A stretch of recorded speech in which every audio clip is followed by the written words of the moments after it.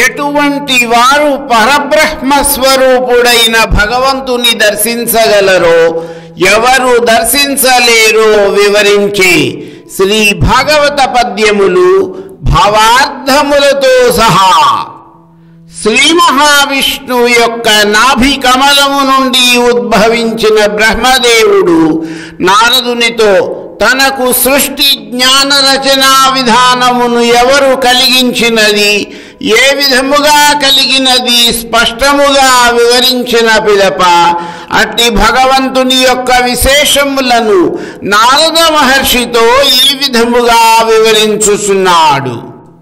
పరమాత్ముండజుడు ఈ జగంబు ప్రతికల్పంబందు కల్పించు తా పరిరక్షించును దుంచునట్టి అనఘున్ బ్రహ్మాత్ము నిత్యున్ జగద్భరితున్ కేవలున్ అద్వితీయుని విశుద్ధ జ్ఞాన సర్వాత్ముని ఈశ్వరునాద్యంత విహీను నిర్గుణుని శశ్వన్మూర్తి జింతించెదన్.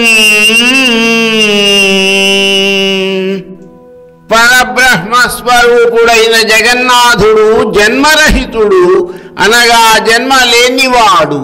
ప్రతి కల్పములోనూ కూడా ఈ సమస్త విశ్వమును సృష్టించి స్థితికర్తగా పోషణ చేసి లయింపచేయునట్టి పరమ పవిత్రుడైన వాడు, పరబ్రహ్మ స్వరూపము తానే అయిన వాడు, నిత్యుడు, సత్యుడు, ఈ విశ్వమంతా తాను వ్యాపించి ఉన్నవాడు, కేవలుడు, తాను తప్ప మరెవరూ లేని అద్వితీయుడు, విశుద్ధ జ్ఞానస్వరూపుడు, సచ్చిదానంద రూపుడు, అన్ని జీవులలోనూ ఆత్మస్వరూపముగా కొలువై ఉన్నవాడు, ఆద్యంతములు లేనివాడు, నిరాకార నిర్గుణ స్వరూపుడు అయిన పరబ్రహ్మ స్వరూపమైన జగన్నాథునికి మ్రొకుచున్నాను.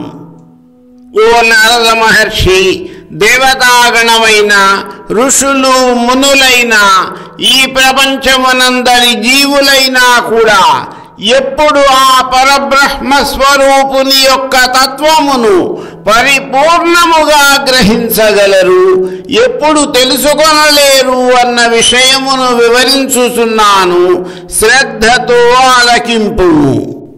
సరసగతిన్ మునీంద్రులు ప్రసన్న శరీర హృషీక మానస స్ఫురణ గలప్పుడవిభుని భూరి కళాకలిత స్వరూపమున్ రమిడి చూతురెప్పుడు కుతర్కత మోహాది చేతనజ్ఞతన్ పొరసినయప్పుడవిభుని మూర్తి కనొంగొనలేరు నారదా.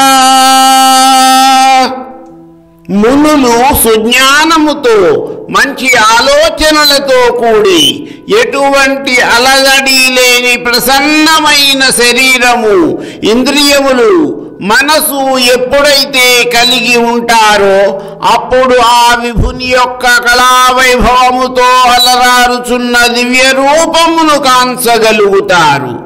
ఆ విధముగా కాక అజ్ఞానము, మోహము, కుతర్కము, కలుషితమైన మనసు కలిగిన వారు ఆ పరమాత్ముని స్వరూపమును ఎప్పటికీ కాంచలేరు. మరికొన్ని పద్యములు, వాటి భావార్థములు నా తదుపరి వీడియోలో